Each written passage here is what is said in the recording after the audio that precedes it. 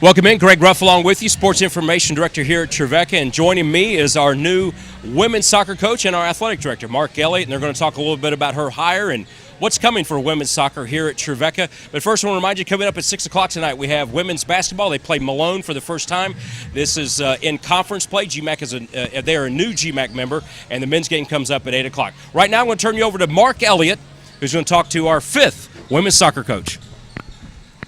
Thank you, Greg. It is a special day. Today we are welcoming Kelsey Fenix, our new soccer coach. Wanted to go into a little bit of a quick history and a brief message about how this came about and let you know a little bit about our soccer program. Then we'll ask Kelsey some questions. First of all, during the week of exams, Mark Foster had come to us and he'd been a fantastic coach for us, but he came to us and said, that there was an opportunity for him, and ultimately he accepted that opportunity. And it was the Monday before Christmas that Mark told us that he was going to take that position. And it was literally 2 hours, I think, and Kelsey was in our office. And we had a couple of meetings with her. She interviewed with Dr. Boone and Dr. Harris, and we extended an invitation for her to become the next coach of our program. Mark Foster was a very unique person, a great person for our university, graduated from here, beloved by everybody, great soccer coach, and it was very difficult to see him go. But we are not discouraged in the slightest, and I'll tell you why. First of all, Mark leaves the program in awesome shape, academically, spiritually, mentally, emotionally, physically. He just leaves the program in very good condition. We're going to have a very good soccer program. Number two, we're going to have a great soccer team next year. We've got experienced players, talented players that Kelsey is going to build upon. Number three, Kelsey Fenix is the one person that Mark Foster gave his personal recommendation that he wanted her to come after him to build on top of what he had done. And so that's a great recommendation for us. In short, Kelsey played soccer at Kentucky. She won an SEC championship. She was team captain. She was voted all SEC. Means you're pretty good, right? She played professionally for the Charlotte Eagles. And most recently, she has been with Lipscomb for 5 years. In the most recent position, she was actually the associate head coach. Number four, I spent a lot of time in conversation with her and with other people that highly recommend her. I'm convinced she's the right person for the job. Number five, this is on a personal level. We've also often said you're the average of the 5 people that you hang around with the most. And 2 of her very best friends are Kate Hughes and Megan Moyer, and that's great company to be in. And oh, by the way, number 6, her head coach, Kevin O'Brien, said that she can still take a ball from chest to toe and drive it 40 yards into the goal. I think that's really important. My goal was to find somebody who could build on top of what Mark Foster had done and continue and improve our rank as a soccer program, and Kelsey's going to be able to do that. I truly believe she's the right person for our community, for our athletic department, and for the young ladies that are going to be on this team. Bottom line, she's the right mix of a spiritual foundation, playing experience, coaching excellence, relationship building skills, and I think also great team vision ideas. And we really look forward to having her. So, Kelsey, welcome. I'm going to ask you a couple of questions. First of all, can you really drive the ball 40 yards into the goal like Kevin O'Brien said? It depends on the day. I can't guarantee how accurate it's going to be, though, but sometimes. Well, I think it's also important for young players to see it done, or at least know someone has done it in the past. What do you feel about that? Yeah, I agree. I think it's really important to be able to just give an example, and even to jump into training sometimes. I think that's really valuable, and that's something that I'll do often. Well, here's my first big question for you, and for all those people that are watching. Why did you say yes? What caused you? What made you say yes? Yeah. I believe wholeheartedly in the vision of this school and of this athletic department. I think this is a place where it's not simply about winning soccer games. If these girls graduate after 4 years and they've won a couple championships and that's about it, I think I'm not doing my job. I care about the type of people that they're becoming. I care about mental, emotional, physical, spiritual health, and ultimately what kind of mothers they're going to be, what kind of wives, what kind of friends, what kind of sisters. So I think the fact that we can be a really, really competitive soccer team and also off the field build an incredible culture that you're not going to experience anywhere else, that's building up just incredible women of integrity and humility. I think that's why I said yes, because that's what this university allows me to do, and specifically you and the athletic department. And so that just pumps me up. I could talk all day about that, but yeah, that's why I said yes. Well, you said something a minute ago that I think is very important. I think culture building is one of the most important things. That's one of the most important tasks that a coach can have. Tell me what you desire to build as a culture here. You kind of touched on it, but go in a little bit deeper.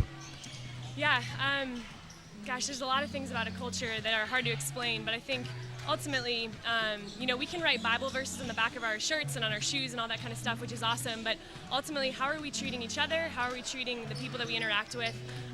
Can we be a team of people that can go out in the field and compete and kick each other in the shins sometimes, but then we walk off the field and we love each other really well, we forgive each other really well, we confront each other well, we speak truth well, and just a place where you can be held to a really high standard and also be really, really encouraged and have fun at the same time. And a lot of those words don't seem to go together: compete, fun, love, truth, accountability, but I believe they can all go together and create a really beautiful culture. That's neat. I love the answer. Thank you very much. But I also think that there's some soccer things. Do you have a style of soccer that maybe you would like to ascend to with this team? I like to score more goals than the other team, usually. I like that. I like that. Yeah, I'd say, I want a blue-collar team. I want a team where all 11 people on the field are working their butts off for 90 minutes. I'm very possession-oriented, but ultimately if we win the ball and we can go forward quickly, that's what we're going to do. We're going to try to get into the attacking third as fast as possible.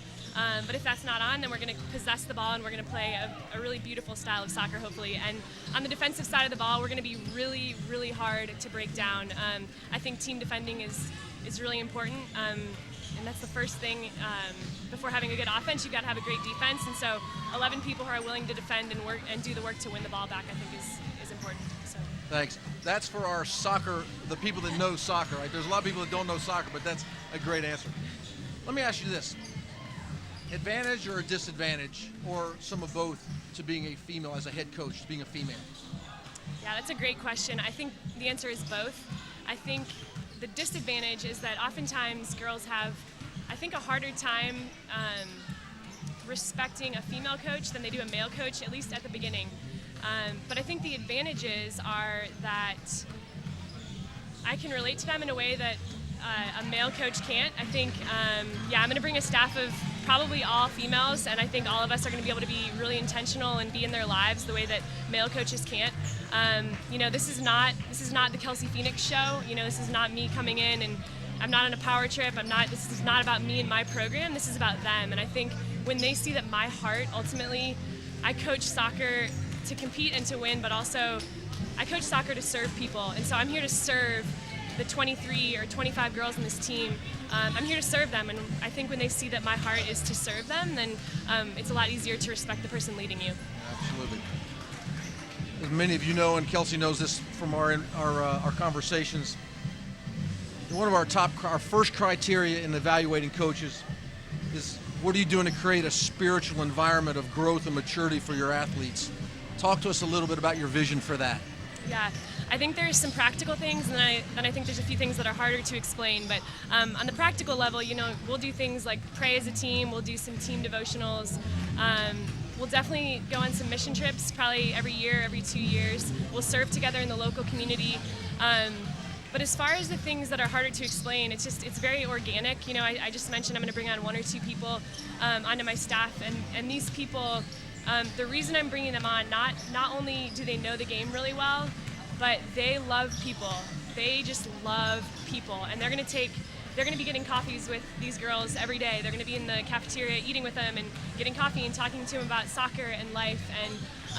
And yeah, ultimately it's life on life. I think we follow Jesus, and that's not something that's always taught. Sometimes it's more caught than taught. So they're going to see us live our lives, and we're just going to be very authentic followers, and hopefully they just see that our hearts are for them. So that's why we hired her. That's great. Thank you very much. we want to say before we sign off that Mark Foster did a great job. We want to thank him for all of his contributions. We want to thank Lipscomb for allowing us to take you away from them, and they've been so complimentary in a lot of the social media aspects, as well as just talking with Coach Philip Hutchison and Kevin O'Brien. And we're just really glad that you're here, and we look forward to a long and lasting relationship. Do you have anything you'd like to say in parting that maybe you haven't gotten from one of the questions? Yeah, I want to thank a few people. First of all, I want to thank you for believing in me. I really appreciate your vision for this athletic department.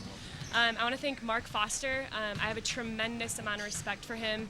And I just really appreciate his belief in me and even for him taking the step of faith to go somewhere else and advance his career. But I know he loved these girls really, really well.